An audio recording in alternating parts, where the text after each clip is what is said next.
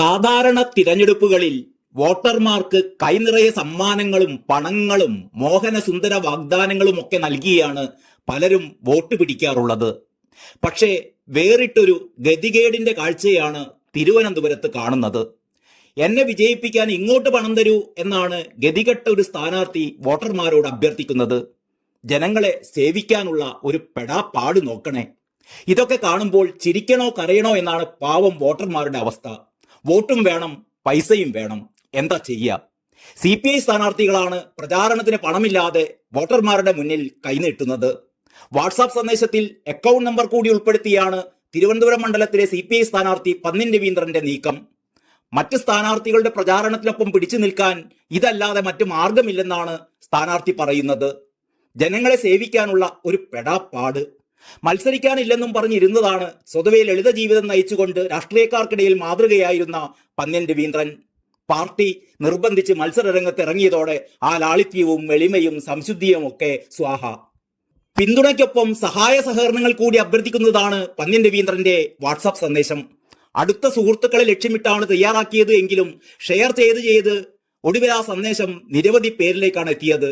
ഗ്രാമീൺ ബാങ്കിലെ അക്കൗണ്ടിലേക്ക് വലിയ തോതിലുള്ള പ്രതികരണമാണ് ഇപ്പോൾ ഉള്ളതെന്ന് പന്ന്യൻ രവീന്ദ്രൻ പറയുന്നു.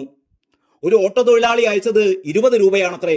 എനിക്ക് 10 രൂപയായാലും 20 രൂപയായാലും പ്രശ്നമില്ല എന്നാണ് പന്ന്യൻ പറയുന്നത്. അതെല്ലാം പിന്തുണയാണ്, ജനങ്ങളുടെ പിന്തുണ. പണം പെരുകി വരും. കോടികളില്ലേലും ലക്ഷങ്ങളെങ്കിലും കിട്ടുമെന്നാണ് പ്രതീക്ഷയെന്നും പന്ന്യൻ രവീന്ദ്രൻ പറയുന്നു.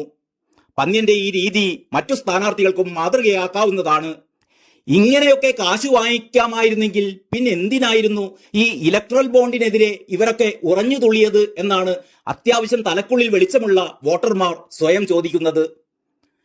ഈ തിരഞ്ഞെടുപ്പിൽ പാർട്ടി അഭിമുഖീകരിക്കുന്ന ഏറ്റവും വലിയ പ്രതിസന്ധികളിലൊന്ന് പണമില്ലായ്മയാണെന്ന് CPI സംസ്ഥാന സെക്രട്ടറി ബിനോയ് വിശ്വൻ തന്നെ നേരത്തെ തുറന്നു പറഞ്ഞിരുന്നു. മറ്റൊരു ശക്തമായ ത്രികോണ മത്സരം നടക്കുന്ന തൃശൂരിൽ UDFന്റെയും NDAയുടെയും സ്ഥാനാർത്ഥികൾ പണം വാരിയെറിഞ്ഞ് പ്രതിസന്ധി ഉണ്ടാക്കുന്നുണ്ട് എന്നാണ് VS സുനിൽകുമാറിന്റെയും കരച്ചിൽ. ഇനി നമുക്ക് പന്ന്യന്റെ എതിർ സ്ഥാനാർത്ഥികളിൽ ഒരാളായ രാജീവ് ചന്ദ്രശേഖറിന്റെ വിശേഷം കൂടി ഒന്ന് അറിയാം. പന്ന്യൻ പണത്തിനായി കൈനീട്ടുമ്പോൾ നിങ്ങൾക്ക് എന്തൊക്കെയാണ് വേണ്ടത് എന്ന് പറയൂ എന്നാണ് രാജീവ് ചന്ദ്രശേഖർ വോട്ടർമാരോട് പറയുന്നത്. ജനങ്ങളിൽ നിന്ന് ആശയങ്ങൾ സ്വീകരിച്ച് തലസ്ഥാനത്തിന്റെ വികസനത്തിനായി മാർഗരേഖ ഇറക്കാനാണ് കേന്ദ്രമന്ത്രിയും NDAയുടെ സ്ഥാനാർത്ഥിയുമായ രാജീവ് ചന്ദ്രശേഖറിന്റെ ശ്രമം. ഇനി കാര്യം നടക്കും എന്ന മുദ്രാവാക്യത്തിൽ മാത്രം ഊന്നിയാണ് രാജീവ് ചന്ദ്രശേഖരന്റെ പ്രചാരണം. നടത്തേണ്ട കാര്യങ്ങൾ ജനങ്ങൾക്ക് അറിയിക്കാൻ ഫോൺ നമ്പർ അടക്കം നൽകിയാണ് പുതിയ പ്രചാരണം. വികസനം വികസനം വികസനം. പ്രചാരണത്തിന്റെ 1-ാം ദിനം മുതൽ രാജീവ് ചന്ദ്രശേഖർ ഊന്നി പറയുന്നത് ഈ ഒരൊറ്റ അജണ്ടയാണ്. ഇനി കാര്യം നടക്കുമെന്ന ടാഗ് ലൈൻ വികസനത്തിനുള്ള ഗ്യാരണ്ടിയും. സിറ്റിംഗ് MP ശശി തരൂരിനുള്ള ഒരു കുത്തും കൂടിയാണ് ഇത്. തീരമേഖലയുടെ സമഗ്ര വികസനത്തിനുള്ള ബ്ലൂ എക്കോണമി, തിരുവനന്തപുരത്തെ ഉന്നത വിദ്യാഭ്യാസ ഹബ്ബാക്കാൻ സ്റ്റഡീസ് ഇൻ ട്രിവാൻഡ്രം അടക്കം ബ്രാൻഡ് ട്രിവാൻഡ്രത്തിനായി മുന്നോട്ട് വെച്ച ആശയങ്ങളേറെ. അടുത്ത ഘട്ടം എന്ന നിലയ്ക്കാണ് നടത്തേണ്ട കാര്യങ്ങൾ ജനങ്ങളോട് ചോദിച്ചറിയുന്നത്. 807-807-0777 എന്ന നമ്പറിൽ വിളിച്ചും മെസ്സേജ് അയച്ചും 10 വരെ ആവശ്യങ്ങൾ ഏതൊരു വോട്ടർക്കും മുന്നോട്ട് വെക്കാമെന്നാണ് രാജീവ് ചന്ദ്രശേഖർ പറയുന്നത്.